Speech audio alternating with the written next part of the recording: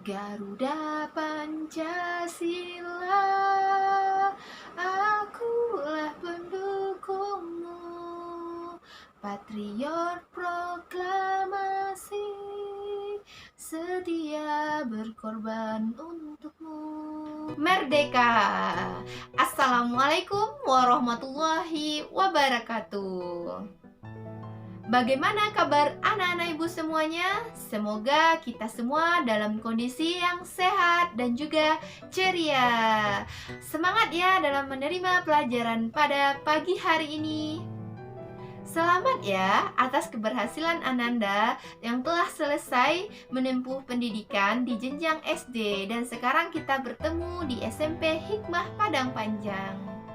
Hal ini perlu Ananda syukuri karena ini tidak lepas dari nikmat Tuhan Yang Maha Esa.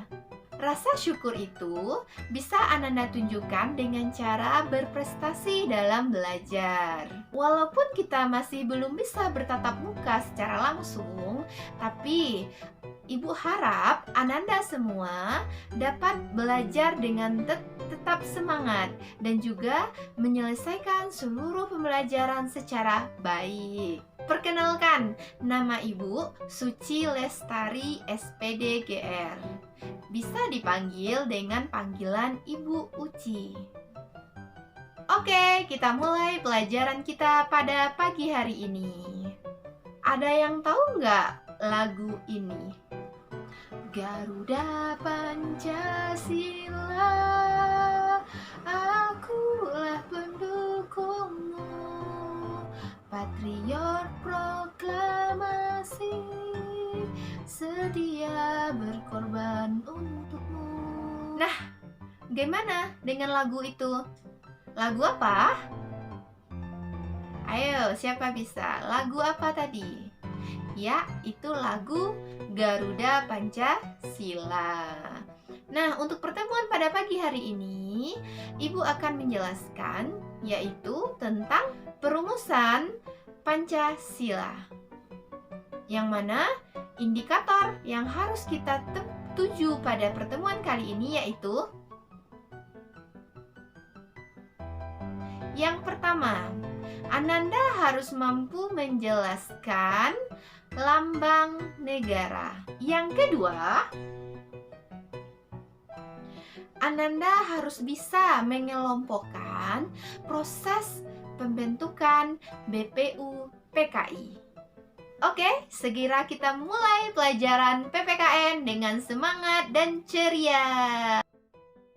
Lambang negara Indonesia yaitu burung Garuda, di mana dalam simbol burung Garuda ini ada bermacam-macam makna yang terkandung di dalamnya. Kita mulai dari bagian atas. Ya, yang pertama bagian kepala burung. Kepala burung Garuda itu menengok ke sebelah mana, Ananda? Ke sebelah kanan.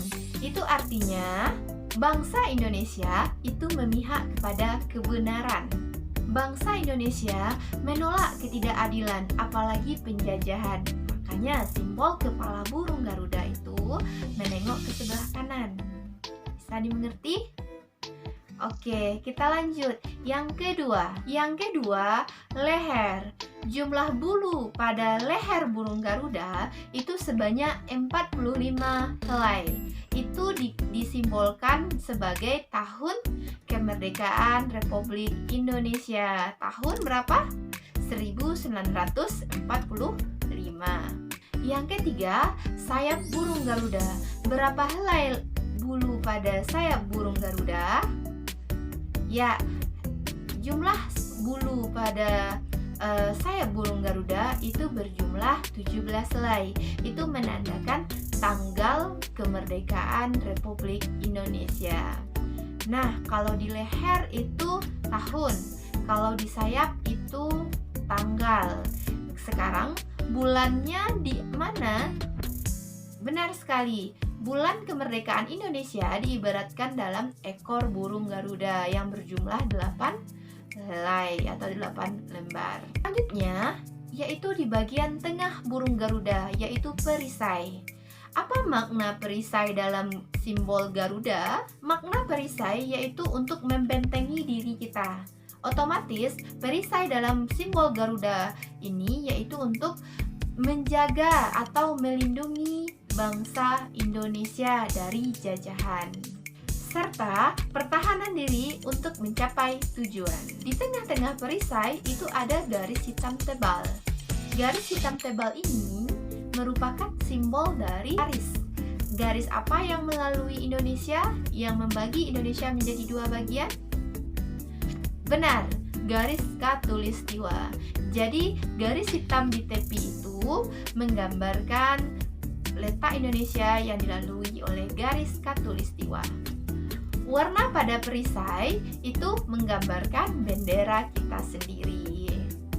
Nah, dalam perisai itu ada 5 simbol-simbolnya juga. Yang pertama, simbol bintang. Simbol bintang itu diibaratkan menjadi sila pertama. Apa sila pertama dalam Pancasila? Benar, ketuhanan yang Maha Esa. Apa makna dari simbol bintang ini? Saling menghargai dan menghormati kepercayaan yang ada di Indonesia. Sebagaimana Ananda Ibu ketahui bahwa di Indonesia kita memiliki berbagai macam suku, ras, dan juga agama. Nah, pokok di sini berapa agama yang terdapat di Indonesia? Ada 6 agama. Jadi, sila pertama itu menggambarkan bahwa rakyat Indonesia itu saling menghargai dalam keberagaman agama. Yang kedua, simbol rantai. Apa makna dari simbol rantai? Ini juga tercantum dalam sila kedua. Apa makna dari rantai? Ya, saling menghargai, saling mencintai dan tenggang rasa. Makanya, apa sila kedua dalam Pancasila? Yaitu kemanusiaan yang adil dan beradab. Oke, kita lanjutkan. Ketiga. Yang ketiga itu simbol. Yang ketiga, simbol pohon beringin. Simbol pohon beringin itu bermakna juga dalam sila ketiga Pancasila, yaitu Persatuan Indonesia. Apa maknanya? Menetapkan bahwa persatuan di Indonesia ini, kita mengenal bahwa istilah Indonesia itu adalah Bhinneka Tunggal Ika. Walaupun kita berbeda-beda, tapi kita harus tetap satu. Selanjutnya, yang keempat,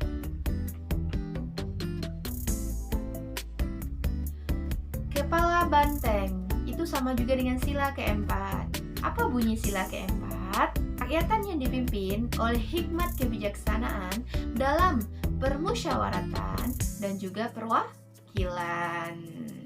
Jadi, apa makna dari sila keempat ini? Menjunjung tinggi azas kekeluargaan dan mufakat.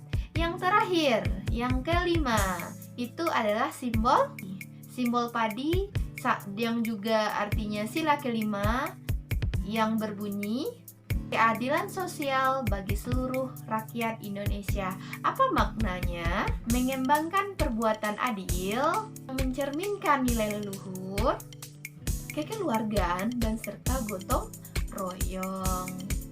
Yang terakhir adalah kakinya ya. Kaki burung Garuda itu yang menggenggam erat bendera merah putih. Yang terakhir adalah simbol kaki burung Garuda yang menggenggam erat pita merah putih yang bertulisan Bhinneka Tunggal Ika, di mana dalam tulisan itu yang berartikan walaupun kita berbeda-beda, namun kita tetap satu, yaitu bangsa Indonesia. Oke, Ananda semua, kita sudah selesai belajar tentang lambang negara Indonesia. Jadi ada berapa lambang? Ada dari kepalanya yang menghadap ke kanan, ada dari sayap burung Garuda yang berjumlah 17, makna dari perisai yang ada di dada burung Garuda. Untuk selanjutnya, kita akan membahas mengenai proses perumusan BPU PKI. atau kalau dalam bahasa Jepang itu namanya Dokoritsu Jumbi Kosakai. Apa itu BPUPKI? Siapa yang pernah dengar kata-kata BPUPKI?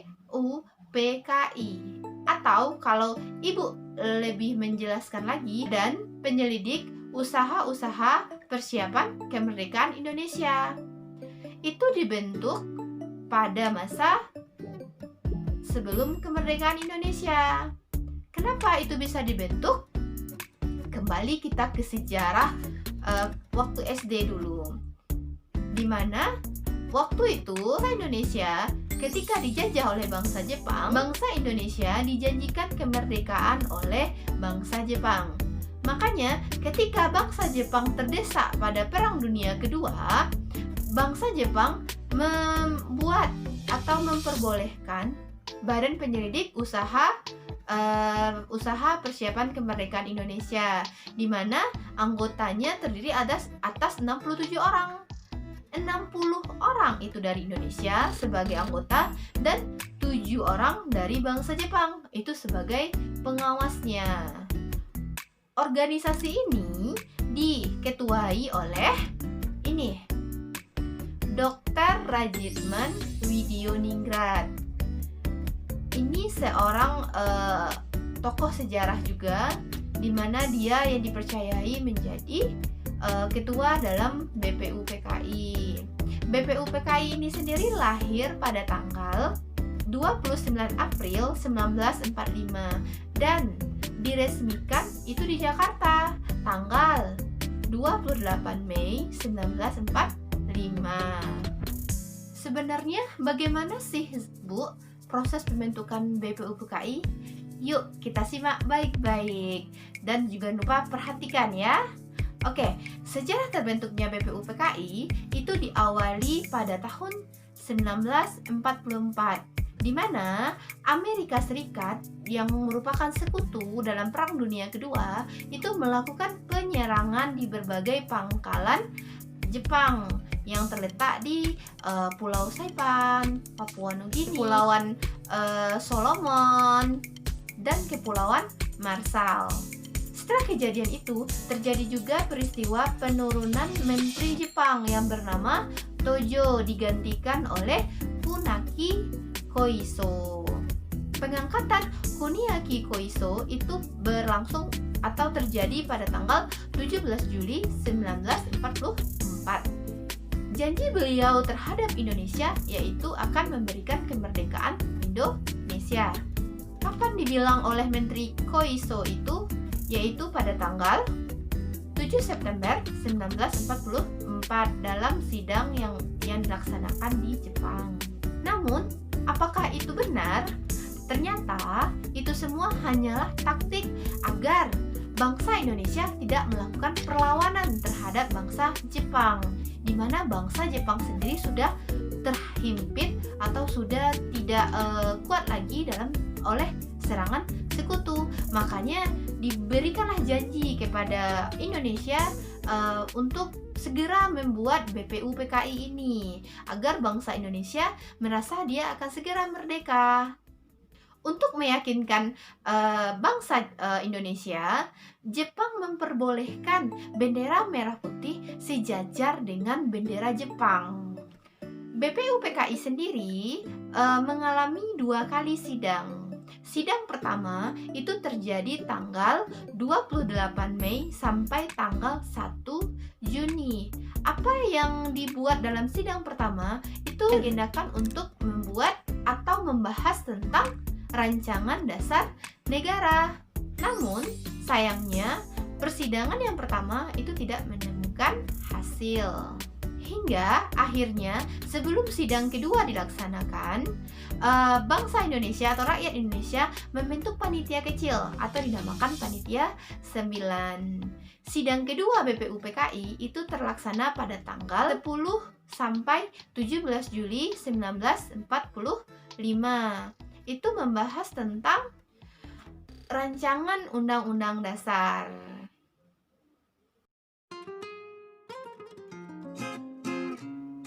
Oke, Ananda semua, bagaimana materi pada pagi hari ini? Semoga materi singkat ini menjadi pengantar pada pelajaran kita selanjutnya. Untuk tugasnya, silahkan dibuat yang pertama. Yang pertama, tuliskanlah makna yang terkandung dalam simbol burung Garuda. Yang kedua, jelaskanlah bagaimana proses terbentuknya BPU PKI. Yang ketiga, tuliskanlah berapa kali sidang BPU PKI dilaksanakan dan membahas tentang apa sidang-sidang tersebut. Oke, hanya 3 soal ini Ibu kasih dan segera dikumpulkan. Oke, semangat dalam belajar dan jangan lupa tugasnya segera diselesaikan. Dan juga jangan lupa bersyukur dengan ilmu yang telah kita dapat pada pertemuan kali ini. Untuk pertemuan selanjutnya, silahkan Ananda bahas mengenai proses perumusan dasar negara serta bagaimana sih cara penetapan Pancasila sebagai dasar negara. Oke, 2 poin ini akan kita bahas pada pertemuan selanjutnya. Terima kasih telah mengikuti video pembelajaran pada pagi hari ini. Assalamualaikum warahmatullahi wabarakatuh.